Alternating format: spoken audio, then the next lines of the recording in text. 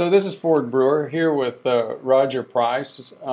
We will discuss Dr. Price's background a little bit more in another video, but right now we had the opportunity, we wanted to do a quick video on how to do Capnea, or what's the term again? Capnography. Capnography. Now, what's capnography? We'll talk about that in just a minute. But first, a brief introduction. Ford Brewer, F-O-R-D, Brewer, B-R-E-W-E-R. And this is the PrevMed, Preventive Medicine channel. We help people prevent the major killers and disablers in this country and the rest of the world, like heart attack, stroke, dementia. So, what is capnography? Well, capno is the medical term for carbon dioxide.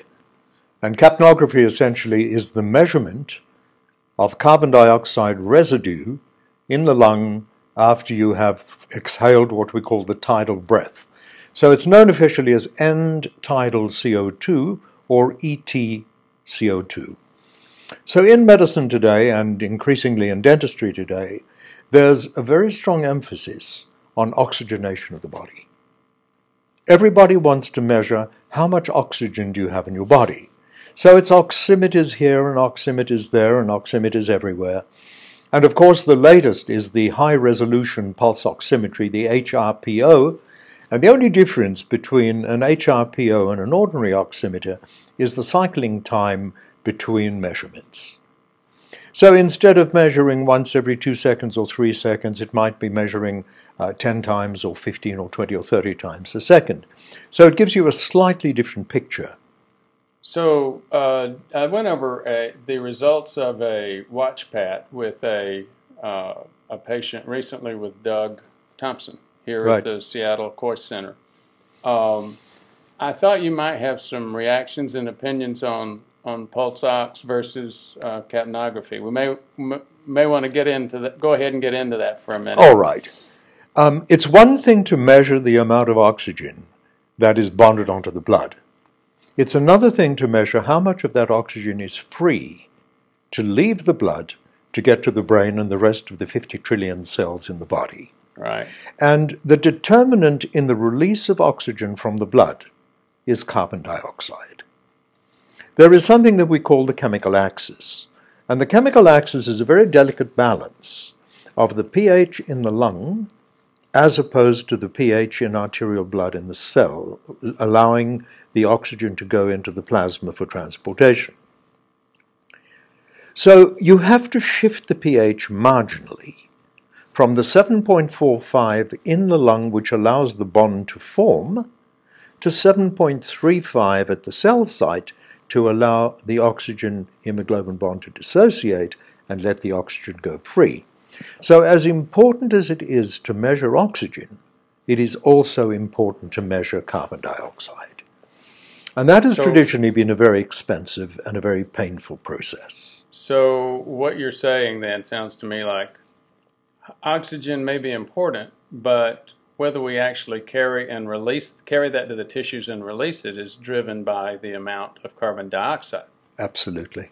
So in other videos and in discussions with you, one of the things I've heard you talk about is the volume and depth and frequency of breathing being very important because they control the CO2 level. In addition to the mechanics. In addition to the mechanics. Whether it's the upper chest or the diaphragm.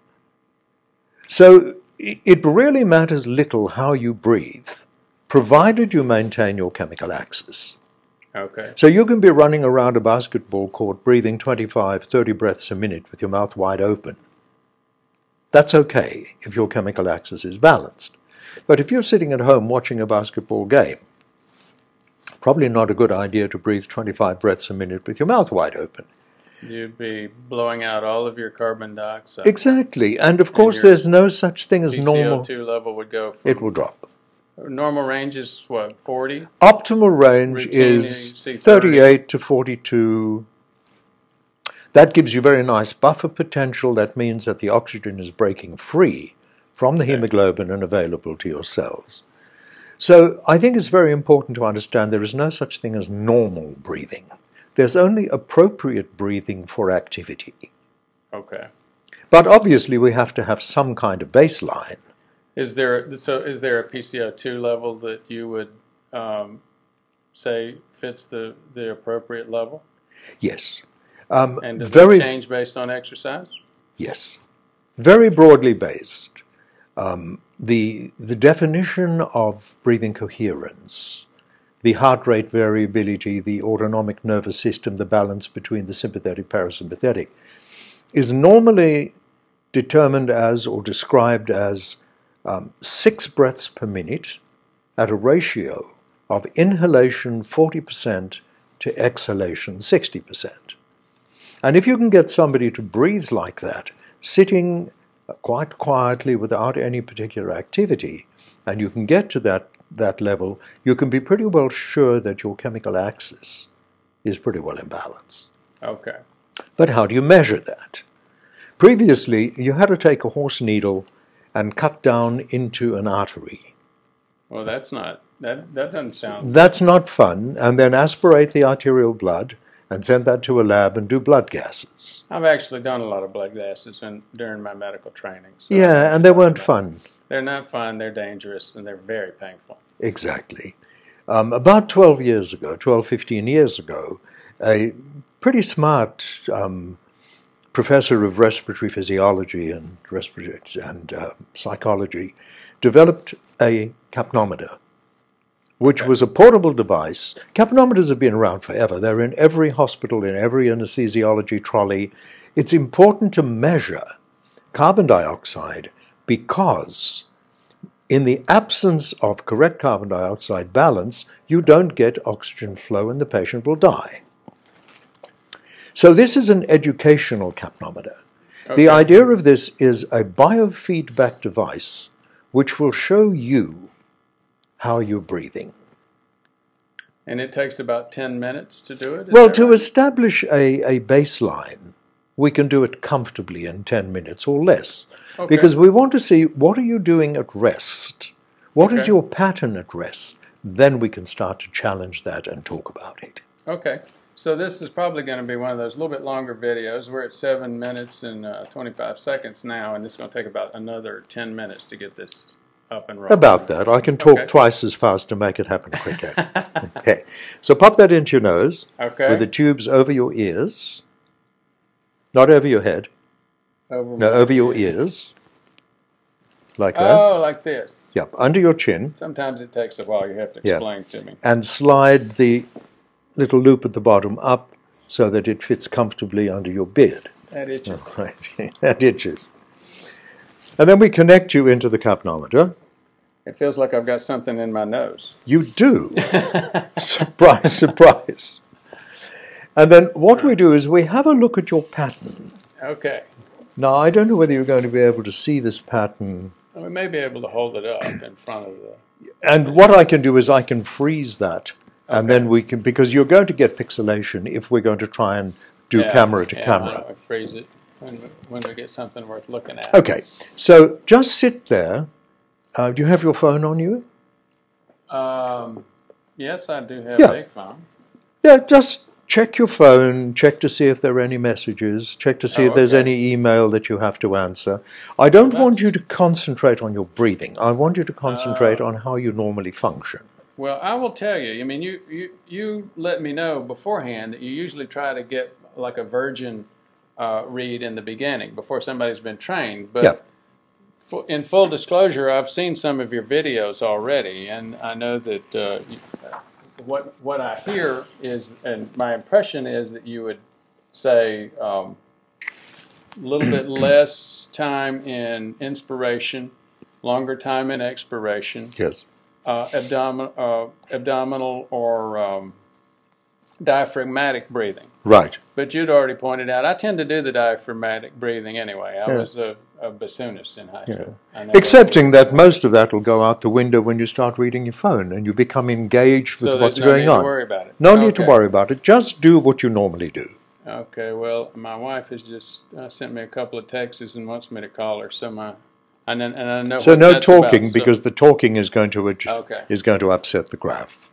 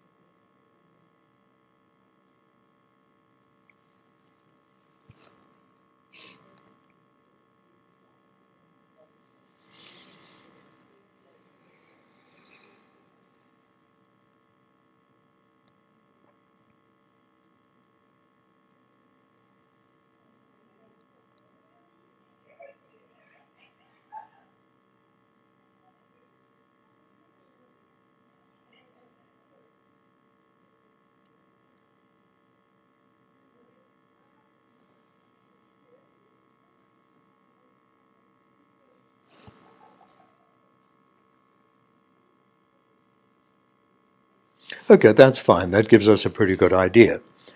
So your native breathing rate, when you were focusing on looking at your messages, you were breathing an average of about 22 breaths per minute.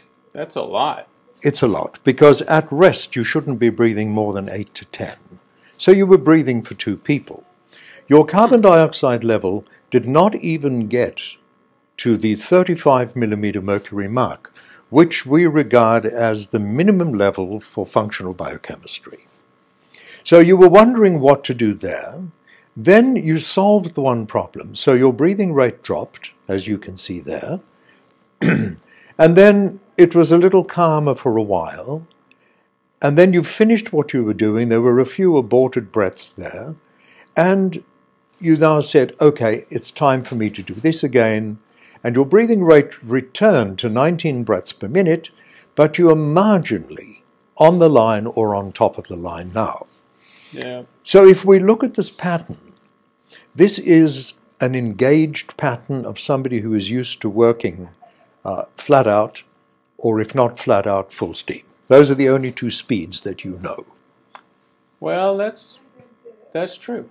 Yeah, and we can see that here. Mm-hmm. So what I'm going to do now is I'm going to change your breathing pattern for you in 30 seconds. Okay. And all you have to do is watch my hand. Okay. And when I raise my hand, I want you to inhale gently. And when I drop my hand, I want you to exhale until the point that I tell you can breathe in again. Okay. Right. So nice, soft, gentle breath in. And out slowly, gently, down, all the way down, down, down. Pause. Next, soft, gentle breath in. And out again, slowly, down, down, down, and pause. Soft, gentle breath in. Out slowly, down, down, down. Pause. Now close your eyes and do that under your own control, without me. Just remember that small, soft, gentle breath in, and let it just drift out, and let it go out all by itself until it reaches the bottom. And do 3 or 4 of those.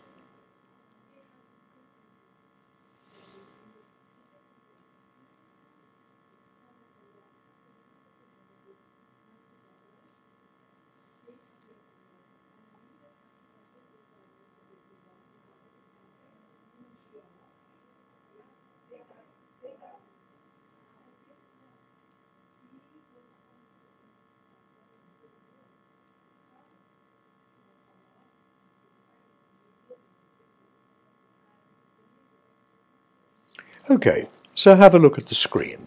What has happened? It's very different. Your breathing rate has dropped from 20 to just under 5, and your carbon dioxide levels have risen from about 32, 33 up to 38.3, which is bordering on totally functional. You know, this reminds me of the episode yesterday where we did some mindfulness at the end of the meeting. Yeah. And after having some of the discussions I've had with you, I began to think that a lot of the improvement associated with mindfulness exercises very well may be that focus on breathing and slowing that breathing down. I think you may be starting to add some science to something around that area. You know, it's been the yogic philosophy forever, that when you're born, you're given a fixed amount of breaths in your body. And the day you breathe your last breath is when you die. So being quite good mathematicians, they work out that if you breathe less breaths per minute, you'll have more minutes. So if you look at your Eastern cultures, they all focus on the breath. The Qigong, the Tai Chi, the martial arts, the yogis, they all focus on the breath, gentle, slow breathing with a lower inhalation and a longer exhalation. Well, with all our Western genius, we have instruments now, and we talk about the sympathetic and the parasympathetic systems. The fact of the matter is that if you reduce your inhalation time, you reduce the amount of time you spend in cortisol-drive sympathetic dominance. If you extend your exhalation, you spend more time in parasympathetic recovery. And a perfect example of that is when you sigh. You feel relief after a sigh because you've extended your time in parasympathetic. So when people have distorted their breathing pattern over a period of time by creating behavior patterns which have no purpose other than to enable them to take the next breath. Mm-hmm. And if they have to create a parafunction or a dysfunction or a compensation to take that next breath, that will trump anything else. Then that becomes your habit. That becomes your new normal. But it doesn't mean that that's the way for you to function best. But the good news is you can change that, because you changed it in the first place, as you've just seen here. That's very helpful. We'll talk about maybe looking at some science, some studies that have been done around that. I know you were going to send me some, and I'll review those and cover those in other videos. Can we take a quick minute and show some of this pattern and the differences in the pattern? We certainly can, and the advantage of this is that we can actually compress the screen. Oh, there you go. And then we can freeze the screen so that we can talk about it without it moving. Okay. So let's see if we can get the camera onto this. I'll see if I can turn this as well. You got the problem with that. There you go. Face to face. I think you can see that fairly well now. Can you bring it a little closer? Should be able to. There you go. All right. So what we're seeing here, and I'll pull it up using the mouse here, if I can find the mouse. This was when we started. This is when you sat down.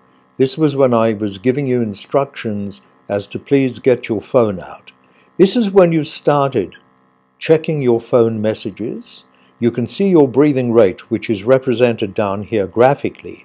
You can see your breathing rate was really high when we started. So you addressed your messages.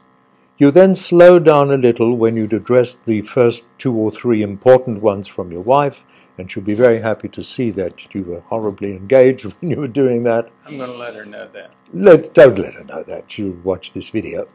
And this again was your basic breathing pattern while we were talking. This is when I started to guide you. So you can see at that point in time, your breathing rate plummeted to round about 5 or 6 breaths per minute. And can you see how even they were? And can you see how they reached the bottom of that line all the way through, as opposed to this jagged